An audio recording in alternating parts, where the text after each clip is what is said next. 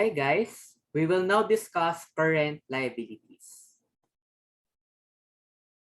A liability shall be classified as current when it satisfies any of the following criteria. So the point is, if you qualify or if you satisfy one or at least one of the following criteria, that liability will be classified as current. So ano yung mga criteria? Number one, it is expected to be settled in the entity's normal operating cycle. So, pag sinabi nating settled, expected to be settled, we're talking about payment in cash. Most of the time, we're talking about payment in cash. Expected to be settled in the entity's normal operating cycle. So what are examples of this? Rent payable, salaries payable, and income tax payable. So first is rent payable. Kasi rent payable is expected to be settled in the normal operating cycle. Kasi kung hindi mo mababayaran ang rent obligations mo or yung obligations mo regarding rent, then where will you operate? Kung wala kang place to operate, then the business will not survive. That's why companies needs to pay the rent payable. Imagine niyo kung ikaw, if you are a tenant in a mall, you need to pay your rental obligations. Kasi kung hindi mo yan mababayaran, you will be evicted. Papalayasin ka sa mall. So that is why rent payable is a current liability. Next is salaries payable. So, etong salaries kasi, we need to pay this on time.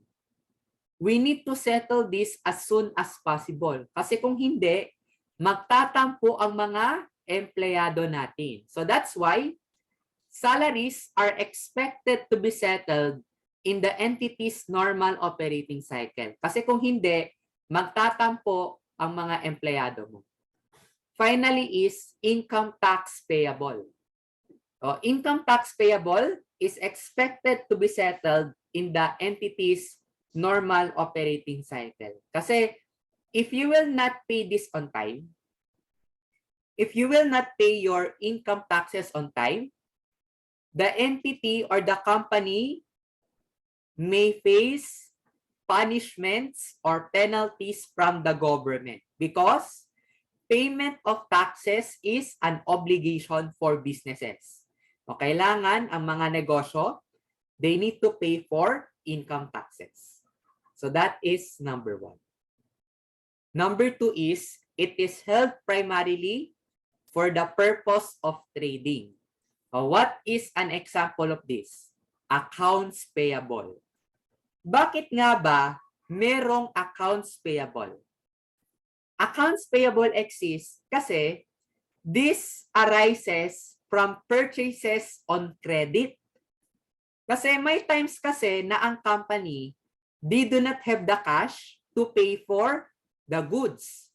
They do not have the money to pay for the inventory. So what does a company do? Or ano yung ginagawa ng mga companies? They purchase on credit. So, nangungutang sila sa supplier. Sabi nila, or sabi ng company, is it okay if I purchase these goods on credit? Next time na lang ako magbabayad. Kung meron na akong cash, that is the time that I will pay for the goods that I purchased. So that is accounts payable. That's why accounts payable is a current liability. Second is warranties. What are warranties? Warranties is arising from the purpose of trading. So if you are selling cell phones or if you are selling appliances, dapat meron talagang warranty. There must be a warranty that in case that the products that you sold are defective, at least yung mga customers, meron silang right to repair or meron silang right to return the goods and services. So that is warranty. Warranty is part of trade. Kasi syempre, kung nagbebenta tayo ng mga appliances, nagbebenta tayo ng mga cellphones, kailangan yung mga customers, kailangan, they must be assured that in case na may something wrong sa cellphone nila or sa appliance, the cost of repair will be free. Kaya yung mga binebentang laptop, mga binebentang appliances, lahat yan may warranty. So that customers are motivated to purchase the product. Kasi alam ng mga customer that when something goes wrong, pwede nilang ipa-repair ng libre or there are times pa nga pwede nilang isauli sa seller. So that is warranties. Finally is unearned revenue. What is unearned revenue? Ganito. Yung unearned revenue kasi, may mga times na ang customer nagbabayad siya in advance. Nagbabayad ng advance si customer even if services are not yet rendered or the goods are not yet delivered to the customer. So may mga times na ang customer nagbabayad siya ng advance. Ano siya? Technically, it's a liability. Bakit siya liability? Kasi natanggap mo na ang cash pero hindi mo pa siya na-earn. Hindi ka pa nakaka-render ng service or hindi mo pa na-deliver ang goods pero natanggap mo na yung cash. So that's why it is an unearned revenue kasi meron ka pang obligation. And what is that obligation? Either to deliver the goods or to render service. So that is your obligation. To deliver the goods or to render the service. So that's why unearned revenues are current liabilities. And then next. Next is, it is due to be settled 12 months after the reporting period. So ano yung rule? Interest payable are generally current liabilities. So most of the time, pag sinabi nating interest payable, current liability yan. Why is it a current liability? Because ang interest, kailangan natin yan bayaran as soon as possible. We need to pay the interest as soon as possible. And because of that, interest payable is expected to be settled within 12 months after the reporting period. So yung interest, most of the time, current liability talaga yan. Kasi it's expected to be settled within 12 months after the reporting period. And then, let's have another scenario. So let's discuss this for the third criteria. So let's assume that the reporting date or the balance sheet date is December 31, 2021. So there are three scenarios here. Letter A, 1 million peso loan due on July 31, 2022. So i-assume natin na ikaw ang may utang. Assume that you are the debtor. May utang ka na kailangan mong bayaran sa July 31, 2022. So how will it be presented? Etong 1 million peso loan na to. This will be presented in the current liability. Why? Kasi within 1 year, after December 31, 2021, kailangan mo na tong bayaran. Kailangan mo na tong bayaran. Kasi ang due date niya, 2022. Therefore, This is a current liability. And then, next. Etong 1 million peso loan on July 31, 2023. So ito kasi 2023 pa. So it's beyond 1 year. Beyond siya ng 1 year. Kasi 2023 pa. Therefore, etong 2023 presented as non-current liability. Kasi kailangan mo siyang bayaran 2023 pa naman. So this is a non-current liability. And then, for letter C, what if installments? What if installment siya? 750,000 pesos loan due on December 31, 2022. 250,000 loan due on December 31, 2023. What if letter C? Okay. Pag ganito, yung 750,000 na due or kailangan mong bayaran sa December 31, 2022, the 750,000 pesos loan is presented as current liability. Why? Because it is expected to be paid or it's expected to be settled within 12 months after the reporting date. So that's why yung 750,000 sa current natin siya i-represent. How about the 250,000 loan that is remaining? So what if yung 250,000 loan na natira na due on December 31, 2023? The 250,000 loan is presented as a non-current liability. Kasi 2023 pa naman. So it's a non-current liability. So that is for the third criteria. And then next, ito. The entity does not have an unconditional right to defer settlement of the liability for at least 12 months after the reporting period. So let's dig in further or let us discuss this further. Kasi very, ano siya, di ba? Very complicated basahin. So let's try to break it down into this. So ganito. What is the general rule? A currently maturing obligation that is payable on demand is presented as current. So let us try to first discuss what do we mean by payable on demand.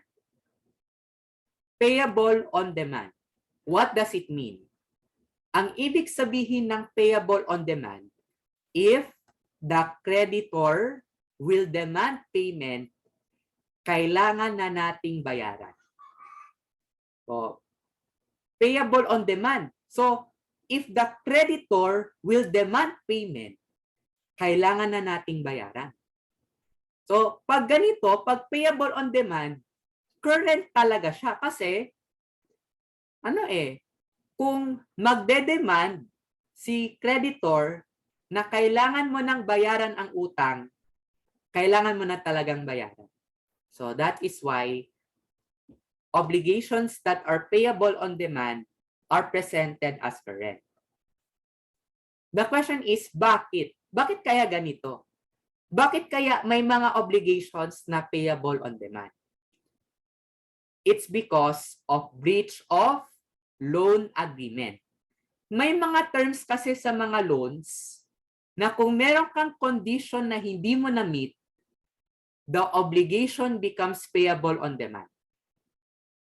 May mga ganun kasing agreement na kung hindi mo na-follow ang isang condition na nasa contract, payable on demand siya kaagad. So we will discuss later what are possible examples of conditions that will make a loan payable on demand. So this is the general rule. So ano yung mga exceptions to the rule? Kailan natin siya i-represent as non-current? Number 1, refinancing is completed on or before the balance sheet date. May mga times kasi na the loan is being refinanced. The loan is being refinanced. What does it mean when we say refinancing? Ang ibig sabihin nito, chine-change ang terms ng loan contract. The terms of the loan contract is being changed. For example, there is a loan that will be due on 20x1. Based on the contract, the due date of the loan is 20x1. Pag sinabi nating refinancing agreement, ibig sabihin nito, chine-change natin ang terms ng loan. Instead of 20x1, pag may refinancing agreement, pwede siyang i-move to 20x2, 20x3, 20x4. So, that is what we mean by refinancing. Chine-change natin ang terms ng loan. Kung kailan ang due date, magkano yung babayaran, interest payments, and so on. So that is refinancing. And then, second, entity has the discretion to roll over the liability on a long-term basis. In short, yung number 2, the entity has the choice when to pay. The entity has the discretion when to pay the liability. So kung may choice ang entity, kung kailan niya babayaran ang liability, then that is non-current. Kasi at the end of the day, sino pala ang magde-decide kung kailan magbabayad? Si debtor. Si debtor ang may discretion. So depende kay debtor kung kailan niya babayaran yung utang. So because of that, sa perspective ng debtor, the liability is presented as non-current. And then, finally, grace period. Pag sinabi nating grace period, naging mapagbigay si creditor. Siguro naawa si creditor kasi naka-experience tayo ng financial hardship. And alam ng creditor na hindi talaga natin mababayaran ng utang. So there are times that the creditor will give a grace period. Ibig sabihin, ng grace period, kahit hindi ka magbayad, walang penalties and walang mangyayari. So that is grace period. Binibigyan ka ng, kumbaga pa, second chance. Binibigyan ka ng second chance dito. So that is grace period to rectify a breach of agreement is received on or before the balance sheet date. So pag sinabi nating grace period, kumbaga second chance. So I'll give you a sample problem for this. So this is the sample problem. On January 1, 20X1, ABC Corporation took a 5-year, 2 million pesos loan from a bank. The loan agreement requires ABC to maintain a current ratio of 2:1. If the current ratio falls below 2:1, the loan becomes payable on demand. So ano yung agreement? Kailangan daw si ABC ma-maintain niya ang 2:1 current ratio. Pag mas mababa siya sa 2:1, nagiging payable siya on demand. So, anong nangyari as of December 31, 20X1? On December 31, 20X1, ABC's current ratio is 1.8:1. So, mas mababa siya sa agreed ratio. Mas mababa siya. 1.8:1. So, it's lower. What is the implication of this? By default, this liability becomes payable on demand. So what does it mean? By default, this obligation is a current liability. ang 2 million pesos loan, saan natin to i-represent? Sa current liability. Bakit? Kasi payable on demand. Bakit payable on demand? Kasi merong agreement na hindi na-meet or may condition na hindi na-follow. So because of that, nagiging payable on demand. So let's now go to additional scenarios. So ito yung first or ito yung question. How much is the current liability in December 31, 20X1 if, letter A, ABC has the discretion to refinance or roll over the loan for at least 12 months from December 31, 20X1 under an existing loan facility. So what does it mean? Kasi ABC has the discretion. So si ABC pala ang may choice kung kailan niya babayaran ang utang. And because of that, kasi si ABC yung may choice kung kailan niya babayaran ang utang. Because of that, the liability is presented as non-current. Kasi sino ang may discretion kung kailan babayaran ang loan? It's ABC. It's the debtor.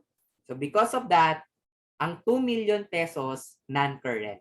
And the current liability is 0. Okay, let's now go to letter B. ABC entered into a refinancing agreement with the bank to refinance the loan on February 1, 20X2. Kailan nangyari ang refinancing agreement?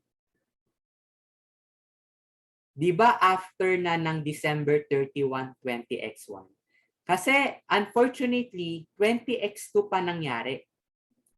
20X2 pa nangyari ang refinancing agreement. So ano yung rule? The refinancing agreement must be done on or before the balance sheet date or December 31, 20X1. Ano na siya 20X2 na siya nangyari. So because of that, as of December 31, 20X1, the 2 million pesos is presented as current liability. Kasi ang refinancing, nangyari siya, next year pa nangyari. Nung 20X2 pa siya nangyari. So because of that, as of December 31, 20X1, 2 million pesos is presented as current liability. And then, let's now go to letter C.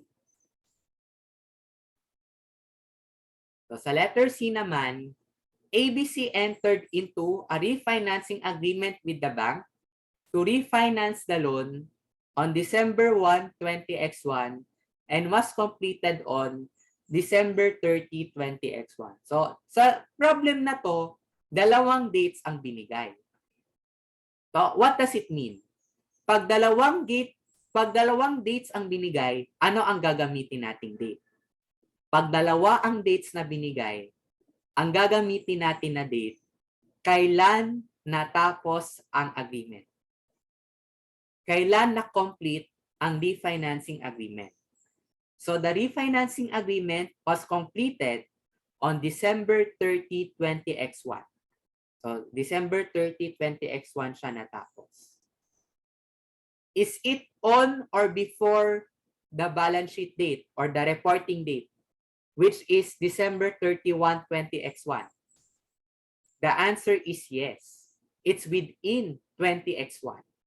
Because of this, magkano ang current liability sa letter C? 0. Wala na tayong current. Ang 2 million pesos, non-current liability siya. Kasi na-complete ang refinancing agreement December 31, 20X1. It's within 20X1 lang. And then, letter D. On January 5, 20X2, the bank agreed not to collect the loan in 20X2 and gave ABC 12 months to rectify. Kumbaga pa, pag sinabi nating rectify, to correct or to correct the breach of loan agreement. So binibigyan ka ng chance to fix yung mga na-violate mo. Binigyan ka ng second chance. O, kailan? Kailan binigay ang breach of loan agreement? The breach of loan agreement was given on January 5, 20X2. So sa 20X2 pa binigay ang grace period. The grace period was given after 20X1. What does it imply? As of December 31, 20X1, the liability is still current. So because of that, the current liability as of December 31, 20X1 is 2 million.